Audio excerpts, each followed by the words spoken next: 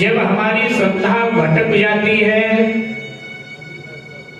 मन में संशय के और हमारा विश्वास सो जाता है, तब हमारे जीवन में, हमारे हृदय में, हमारे समाज में तारकासुर का जन्म होता है।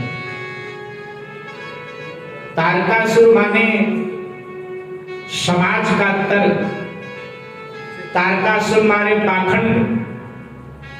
तो ऐसी परिस्थितियों में तारकासुर का जन्म होता है।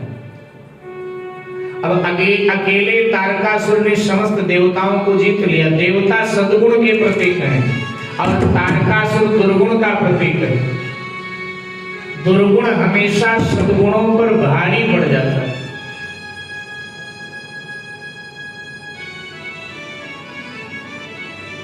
तर्क जहां है वहीं नर्क है और जहां समर्पण है वहीं स्वर्ग है।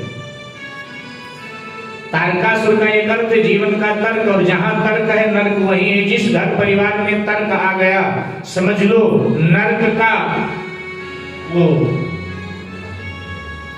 सीधा नजारा है। समझ लो कि नर्क को आप वहां आंखों से देख सकते।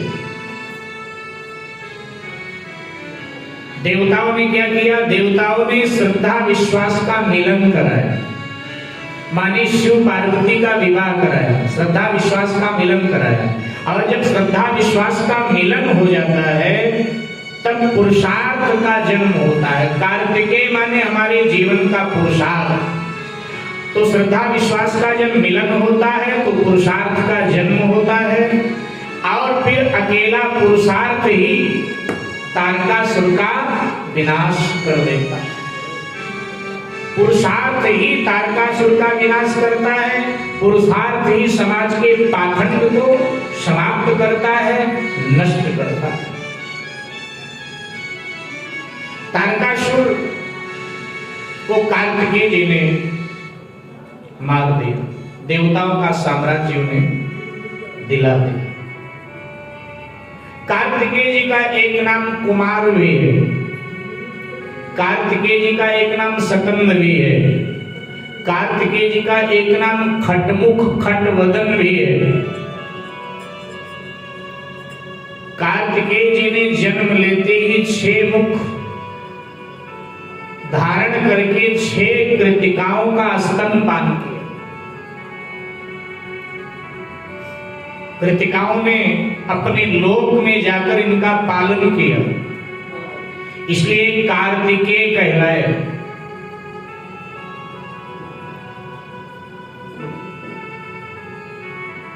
ये बड़े दिनों तक कुंवारे रहे, बड़े दिनों तक, और इनका कुंवारापन समाज में प्रसिद्ध हो गया। कई लोग तो आज भी शास्त्रों का चिंतन जिन्होंने नहीं किया है, आज भी मानते हैं कि कार्तिकेय जी तो ब्रह्मचारी हैं, माने अविवाहित हैं। लेकिन देवी भागवत के अनुसार कार्तिकेय जी का बहुत बाद में विवाह हुआ खष्टी देवी से,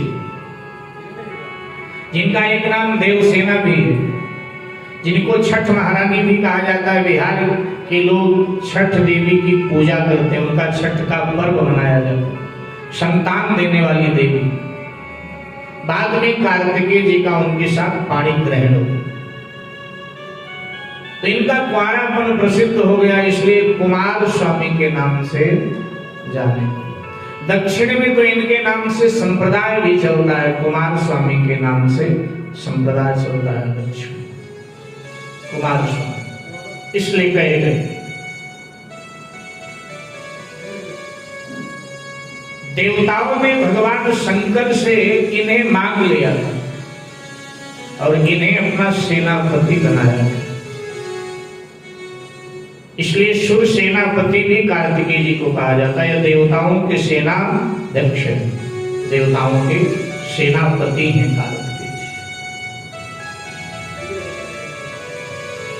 देवताओं ने देव समाज के कल्याण के लिए, देव संस्कृति की रक्षा के लिए शिव जी से इनकी याचना किया, और शिव जी ने देव समाज के कल्याण के लिए, देव संस्कृति की रक्षा के लिए कार्तिकेय जी को देवताओं को दे दिया। भगवान शंकर हमें बताना चाहते हैं कि तुम्हारे पास 2 संतानें हैं, तो एक स्वार्थ के लिए अपने पास रखो और एक परमार्थ के लिए, राष्ट्र धर्म रक्षा के लिए जब आवश्यकता पड़े तो उसे राष्ट्र धर्म रक्षा के लिए दे दो। मेरे भाई बहन, शिव जी के 2 पुत्र हैं ना, कार्तिकेय और गणेश। गणेश को अपने पास रखा अपनी सेवा के लिए और कार्तिकेय जी को राष्ट्र रक्षा के लिए, देव संस्कृति की रक्षा के लिए देवताओं को दे दिया। देने की परंपरा। 100 रुपए हमारी आमदनी रोज की है तो 10 रुपया परमार्थ पर हम दें, परमार्थ के लिए अर्पित करो। दशांश दान की महिमा है शास्त्र। 100 में 10 रुपया दे दें, 1000 में 100 रुपया परमार्थ के लिए निकाल दें। ये हमारी परंपरा थी। रामायण में भी इस दृश्य का कुछ दर्शन आपको मिलता है। जब वैदिक संस्कृति खतरे में थी, यज्ञ आदि में विघ्न बाधाएं असुर डाल रहे थे, लाचार होकर के विश्वामित्र जी महाराज दशरथ के द्वार पर आते। ये प्रसंग आप सबको मालूम है। दशरथ जी के द्वार पर आते। दशरथ जी के तो 4 पुत्र हैं और दशरथ जी के द्वार पर आकर याचना करते हैं।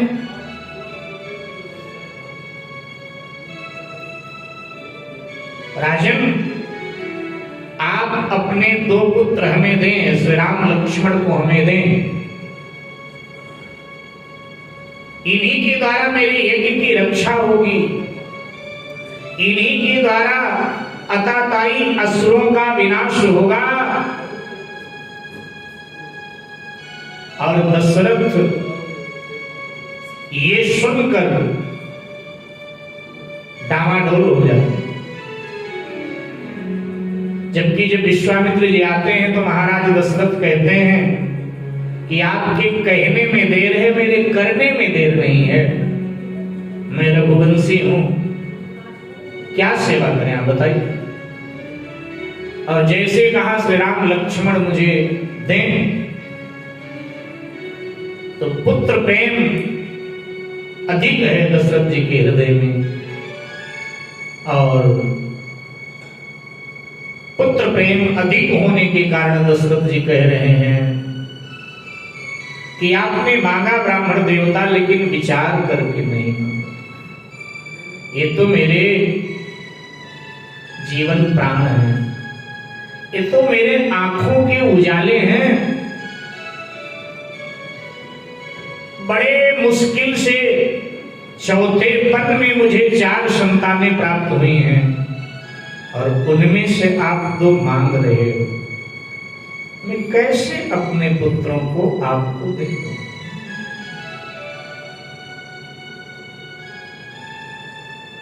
हमारी अवधि की बड़ी सुंदर पत्नी हमारे महात्मा लोग गाते हैं, 1-2 पत्नी। दशरथ जी ने कहा अयोध्या का साम्राज्य आप मांगे मैं अभी दे दूं।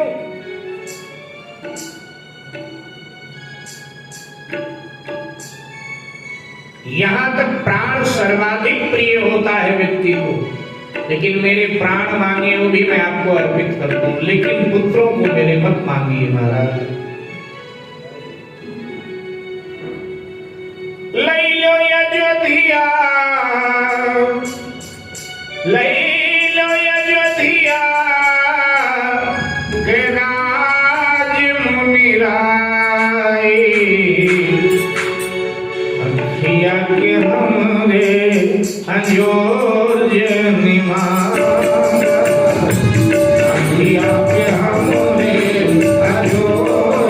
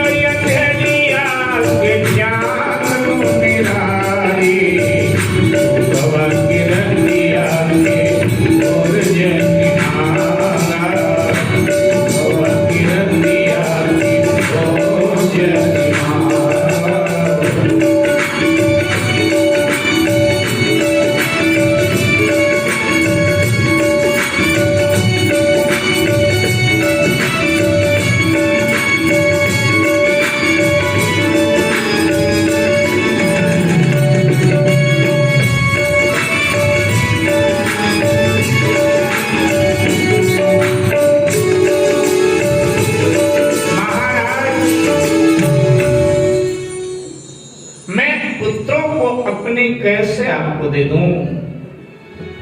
वशिष्ठ जी ये सब देख रहे थे, बैठे बैठे सुन रहे थे। आज दशरथ जी की कृपणता वशिष्ठ जी को रास नहीं है। वशिष्ठ जी ने दशरथ जी से पूछा, राजन क्या हुआ? अभी तो आप कह रहे थे आपको मांगने में देर है, मेरे देने में देर नहीं, अब क्या हो गया? रघुवंश की परंपरा भूल गए क्या? ध्यान रहे तुम्हें, तुम रघुवंशी हो। ये 4 पुत्र तुम्हें कहां से मिले? गुरुदेव यज्ञ की कृपा से मिले, और उसी यज्ञ संस्कृति पर संकट के बादल मंडरा रहे हैं, और यज्ञ रक्षा के लिए 2 देने में आनाकानी कर रहे हो। जिन यज्ञ ने तुम्हें 4 दिया, उन्हें 2 तुम नहीं दे सकते उनकी रक्षा के लिए। अगर यज्ञ संस्कृति मिट गई, फिर आने वाले समय में किसी को संतान चाहिए, कहां से प्राप्त करेगा? राजन 2 विश्वामित्र जी को दे दो। मेरी समझ में बात नहीं आ रही। दशरथ तुम जैसे ज्ञानी को,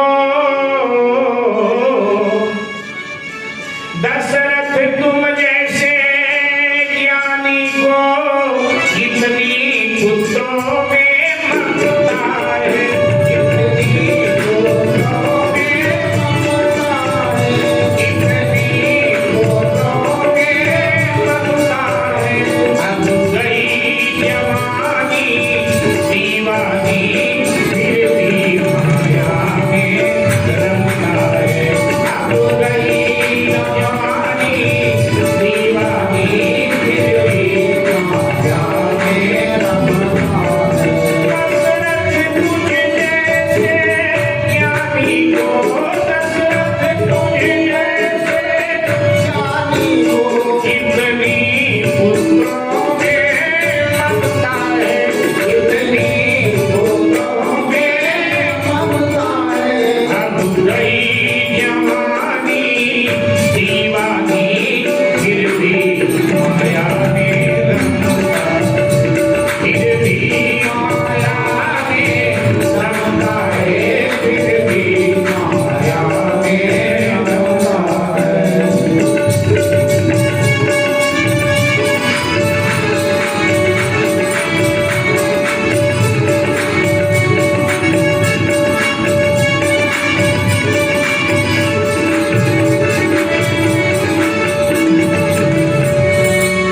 हमारे देश में जब सदगुरु बोले तो शिष्य चुप होकर उसकी आज्ञा का पालन करता था प्राचीन काल में।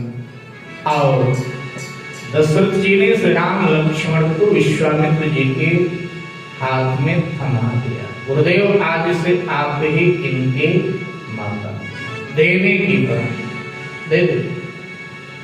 ये प्राचीन काल की परंपरा थी। कालांतर में ये परंपरा लुप्त हुई, तब दशमेश पिता श्री गुरु गोविंद सिंह जी महाराज ने इस परंपरा को पुनर्जीवित किया। जब हमारे देश में मुगलों का शासन था, भारत मुगलों के अधीनस्थ था, तलवार के जोर पर इस्लाम कबूल कराया जा रहा था, हमारे ऊपर जजिया कर लगा दिया गया था। माने हिंदुओं के ऊपर जजिया कर लगा दिया गया। पढ़ा होगा आप सबने, जो तिलक लगाता था, चोटी रखता था, जनेऊ पहनता था, मंदिर जाता था, उसके ऊपर जजिया कर था। औरंगजेब का जजिया नाम का कर, माने कर जमा करना पड़ेगा। जो हिंदू कर नहीं जमा करता था उसका तिलक धुलवा देता था औरंगजेब, जनेऊ तोड़वा देता था। सवामन जनेऊ नित्य जला करते थे। सवामन जनेऊ नित्य जलाने के बाद में औरंगजेब नाश्ता करता था। अब आप समझें, या तो वो हिंदू मार दिए जाते थे या इस्लाम में उनको कन्वर्ट कर दिया जाता था। एक जनेऊ कितने वजन का होगा? फिर आप कल्पना करें, एक आरएसएस के विद्वान बता रहे थे, गणित में भूल गया, वो कह रहे थे महाराज हमने जनेऊ, एक जनेऊ का तोल किया है। उन्होंने गणित बताया था मुझे कि इस अनुपात में इतने हिंदू या तो नित्य मारे जाते थे या इस्लाम कबूल करवा लिया जाता। 1.25 मन जनेऊ, क्योंकि उस काल में हर हिंदू ये क्यों पवित्र पहनता था, हर हिंदू जनेऊ धारण करता था। अब तो जजिया कर भी नहीं, औरंगजेब का कोई खतरा नहीं, लेकिन अब तो हम वैसे ही अपनी संस्कृति से दूर होते जा रहे। और तब गुरु गोविंद सिंह जी महाराज ने हिंदुओं से कहा कि तुम्हारे 2 पुत्र हैं तो एक हमको दो। क्या करेंगे?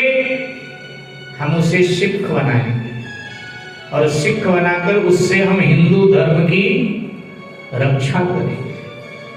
और उस समय लोगों ने एक एक पुत्र दिया, जिनके 2 थे उन्होंने 1 दे दिया और उससे एक विशाल सेना तैयार हुई।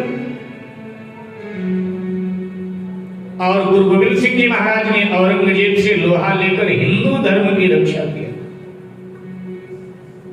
वो अपनी वाणी में कहते हैं दसम ग्रंथ में। आज अलग बात है कि वो कट्टरपंथी लोग हमसे कट गए, वो कहना चालू कर दिया हम हिंदू नहीं, लेकिन जब मूल ग्रंथ देखोगे तो आप पाओगे दसम ग्रंथ में गुरु गोविंद सिंह जी महाराज स्वयं कह रहे हैं कि सकल जग में खालसा पंथ गाजे और जगह धर्म हिंदू सकल भंड भाजे। जगह धर्म हिंदू सकल भंड। नैना देवी में उन्होंने यज्ञ किया और मां भगवती से प्रार्थना किया कि मां हमें इतना बल दो कि मुगलों का आतंक मैं भारत से मिटा दूं और गौ हत्या का कलंक जो भारत पर लगा है उस कलंक को मैं धो दूं। उनकी वाणी में ये जिक्र आता है, उनकी वाणी में देने की परंपरा मेरे पास। उस काल में गुरु गोविंद सिंह जी महाराज ने वैदिक सनातन धर्म की रक्षा किया मेरे भाई। एक बार